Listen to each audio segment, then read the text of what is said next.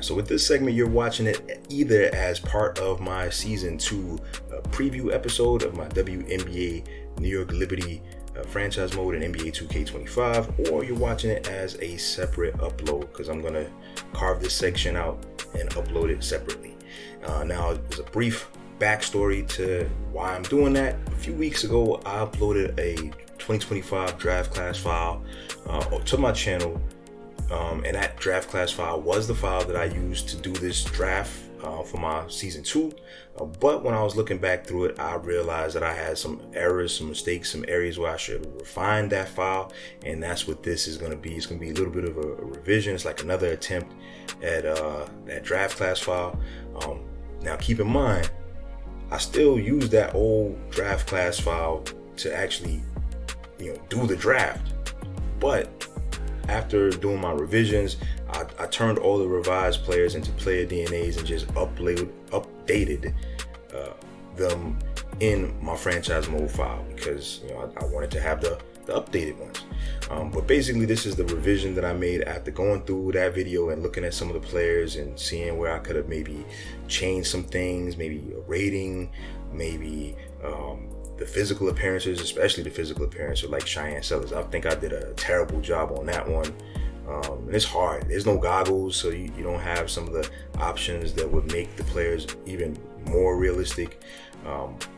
And so I went through that file, saw some errors, took out some players that shouldn't be there because they opted to come back to school. They had like a medical red shirt or some kind of other situation that gave them extra eligibility that they took advantage of. And I added some players that I overlooked when making this draft class file, like Madison Hayes, player who played at NC State with Isaiah James and Sanaya Rivers. She made it to a training camp, I think, with the Connecticut Sun, but I didn't have her in the draft class file. She didn't make the team, but she made the camp, so I decided let me just go ahead and add her to the file. There's another player that I can't remember off the top of my head that wasn't in the file, so I ended up taking out a player that shouldn't have been in the file in the first place and just added them in there. And then I tried to refine some of the appearances like Maddie Westbell, Cheyenne Sellers, can't think of who else, but basically some of the appearance stuff where I could, I tried to tweak that, and this is the end result of it. So again, if you're watching this segment, you're probably watching it either as the separate upload to this channel with the draft class file. So if you saw that one, this is the update to that, or you're watching as part of the preview to my season 2 of the New York Liberty franchise mode in NBA 2K25. And if you're watching it as a separate video, just go ahead and check out the playlist on my channel for season 1. Quite a few games, some entertaining stuff, some last minute buzzer beaters. It culminated with the New York Liberty winning the championship in my franchise mode. And now in season 2, trying to defend the torch and try to run it back, see if I could bring another championship back to the Liberty and back to this basketball championship starved city. So now as this video continues to play, I do want to ask a couple of questions though. Like, who do you like as far as the 2025 rookie class? Like, who do you see as the rookie of the year type? Who do you think is going to be the instant impact player? Who do you feel might be a bust? Who do you feel might be the type of player that maybe right now we're not going to see a lot from them, but maybe 4 or 5 years down the road, you're going to look back and say, yo, this player was a gamer. This player is a contributor. This player is going to really help her team win games.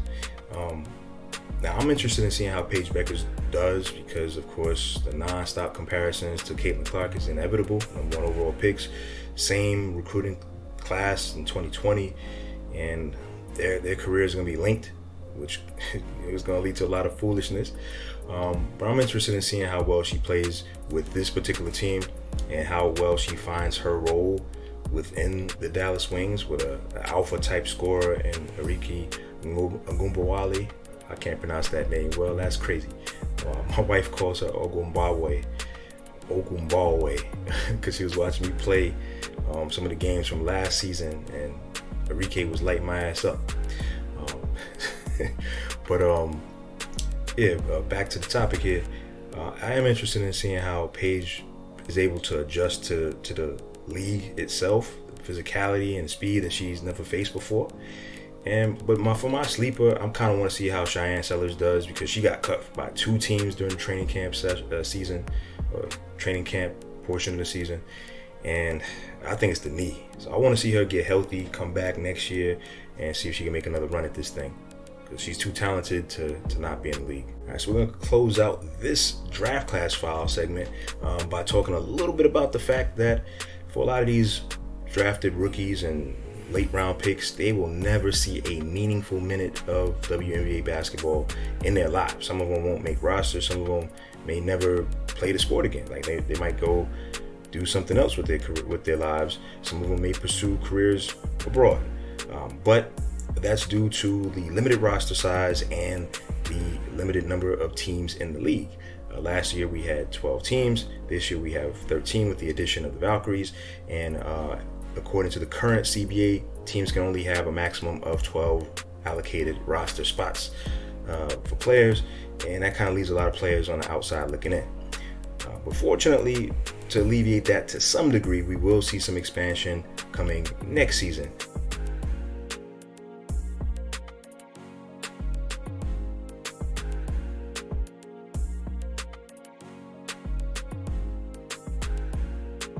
Little bonus segment here, the WNBA 2026 draft class file that I'm working on, version 1.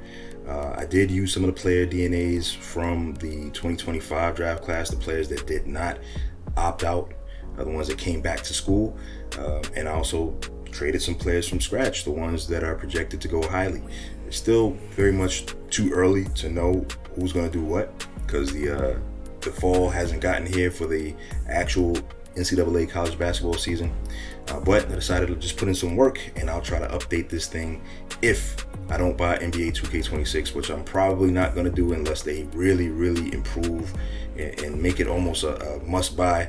But these sports games year to year, they typically don't do that much to earn your money. So I might go back to my old style of just recycling the game a couple of calendar seasons before moving on. And this will be the draft class that I use if I continue with a season 3 of the New York Liberty Dynasty mode or franchise mode.